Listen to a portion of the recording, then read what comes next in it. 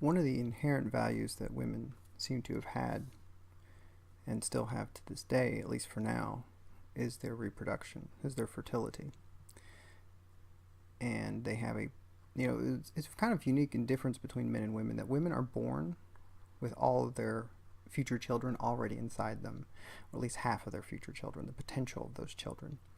And it must be nurtured and taken care of. Their bodies must be cared for properly, not placed in undue injury or stress, else that will compromise their fertility. It will compromise the future generations. It will actually, put in jeopardy their children.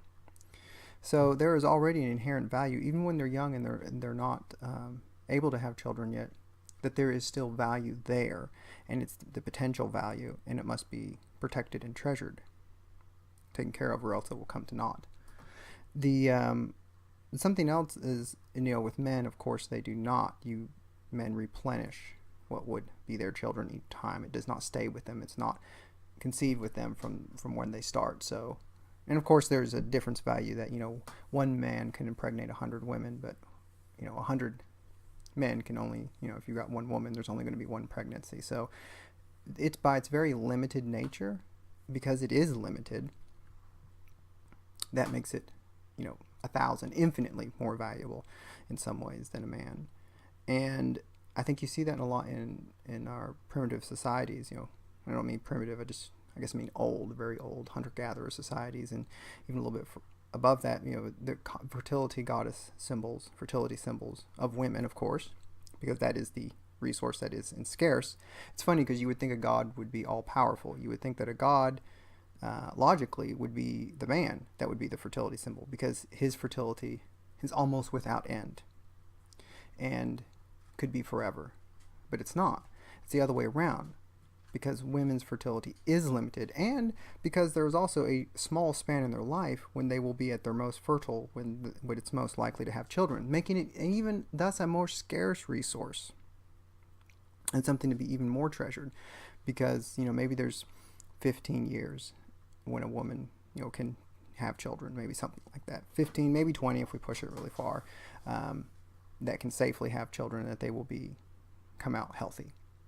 So I think that's one of the inherent values you see for most of society. Now, of course, this is a little bit different nowadays because we have the birth control pill, but in some ways it makes women even more valuable, because they are choosing not to have children till later.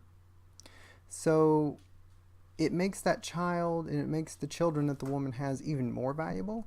And because of our, I don't know how to put it, I guess short-lived life, when you're 18, when you're 20, when you're 22 as a woman, I don't think women are taught that they have a precious, like, they carry the future generations inside of them. All their children are inside of them, so they must take care of themselves and be healthy. And I don't think that really is taught at all, and I'm not really sure why or how. I just don't see a lot of young women being health conscious in that way. I don't mean just sexual health, but health in general as well, because they really do have their children inside them, what would be their children, the potential for it. And that is probably the most precious thing in all of society, and certainly up till now it was. Most societies probably didn't have written. Most hunter-gatherer tribes did not have a written, something like paper or even clay tablets necessary to write on, so it was all oral tradition. So you would literally transmit your tribe's history from one person to the other, which means you had to have children. It means someone in the tribe, certainly had, lots of people hopefully had children, else your tribe would just die out and it would be forgotten. And I'm sure that there were probably thousands and thousands of tribes that we have nothing of. There's nothing left of them because their children, they all died out. Disease, famine, or other catastrophe perhaps befell them. And that's kind of sad when you think about it like that. But that is why, though, because other tribes would have noticed that perhaps another tribe they had just very limited contact with was just gone, they just disappeared. And I think that you would see that one of the children obviously are what carries it forward. So it makes sense that would be the limited resource, would be the one that would be most valuable. One of the other values that we see is that women do also the nurturers and take care of their children. And it seems that in our current society, it seems that childbirth itself having children and raising children is a nuisance, that it's something dirty. Like, who would want to go through childbirth? You got to grow a baby and then push it out. It's like, ew, you're like, gross. And it really is a miraculous process when you think about it. And I'm not sure where that came from, but it's kind of a perversion in a way, because, obviously having the children would be the most valuable thing to a human population, a tribe. And now it's deemed as something that's just trouble. It's a nuisance. It's gross. It's something to be avoided at all costs. And I mean, certainly there are, trying aspects to having children and growing children, but it's also, like I said, a bit of a miracle that another person, could grow someone else inside them. And it really is a very miraculous process. But that given aside, also women can make food, nourishment for the children that they grow from. And it really is the best thing for them. We can't even come up with a better alternative with our technology. And that is also miraculous and very much a miracle. So I think that whole aspect of motherhood, of nurturing, because, children do very much, like, mothers will just encourage their children a lot of times. Like, they will have faith in them. They will comfort them. And it is kind of miraculous to watch a crying child that's falling apart, and within the span of just a minute or two, that can be turned around. Now, of course, men can do the same thing. I do, the same with my children sometimes. And you can get them to flip around, change their emotional state. And that's just something that you have as a parent. But I do think it's a bit more dramatized and a bit more strongly with women a lot of times. And also, women are unreasonable in their degree that they seek protection for their children. And that's probably a good thing. Certainly was in the hunter-gatherer days, because you wanted the children, obviously, they were everything. That was everything to the tribe, would be the future generation. So they had to be safeguarded at all costs. And I think that most men and women still feel that way today on a deep level inside of them that they probably don't even know. But are hopefully, I don't know, I just feel kind of, I guess, bad that so many people are missing out on the positive aspects of having children, which are immeasurable to an adult, to a parent, because they really do make you rethink a lot of things in the world that you see. And sometimes, it's not always for the good, because a lot of times your children reflect your own bad habits. But it's actually good, because when you can see those bad habits reflected, even if it's in a bit different way, that is an area that you can improve upon yourself. And I think, children really do make a person want to be better as a person. Not necessarily just make more money or something like that, but you want to be a better person. You want to have more patience. You want to have more wisdom. You want to be able to answer the questions that they ask. You want to be, or at least some answer. It doesn't have to be like 100%. Everything is explained perfectly, but some direction to this when they ask you, like, what is God? Well, I think a lot of people probably would be a bit flustered by that question. But it's nice that, when you can acquire the knowledge and the wisdom to be able to give them some direction, and then have an actual conversation with them. That's usually what I do when they ask questions.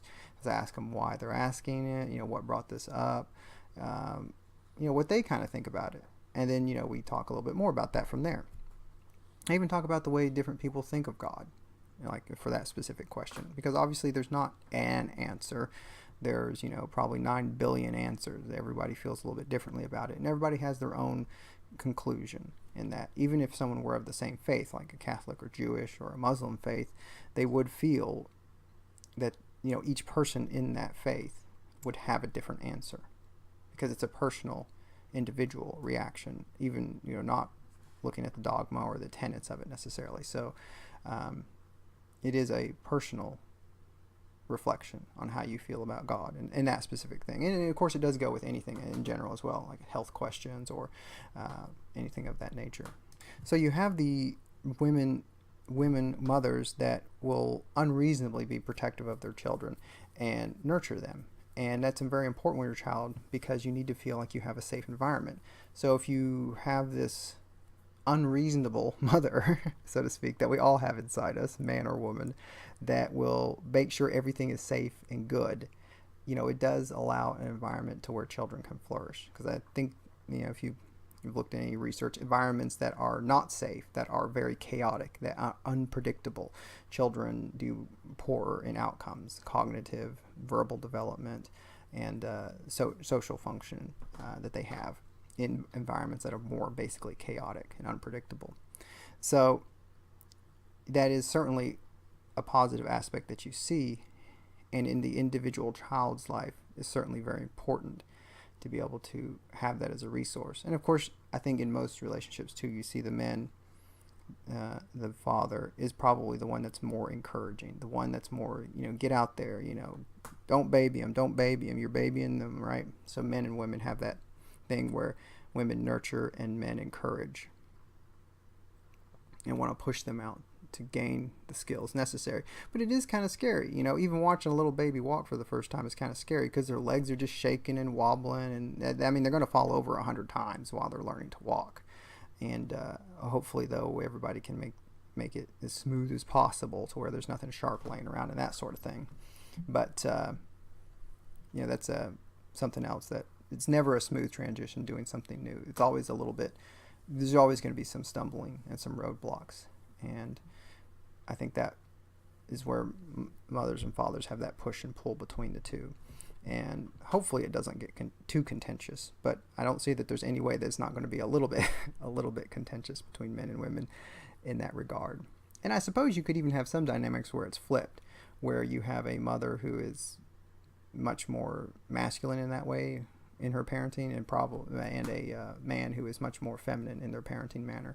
I would suspect that that's not too much of the population, but I do see that there could be that dynamic as well. A more general perhaps resource, and here I will speculate just a little bit more, is that women provide that's outside of like children. And you look at that as you look at the story of Adam and Eve, where Eve tempted Adam. And I do see that women do seem to have some process in tempering men. And it's not necessarily a pleasant experience. Women do seem to get a little bit of a kick out of drama, like soap operas and that sort of thing. So I think that they do have something in their nature that does like the drama a little bit. But it is something also that tempers a man, that you learn to get yourself under control, that you learn to master yourself a bit more. And of course, as sure as anyone remembers, when you're very young and as a man and you're just learning women and sex about that, it's a very extremely overpowering perhaps. And porn may not help that.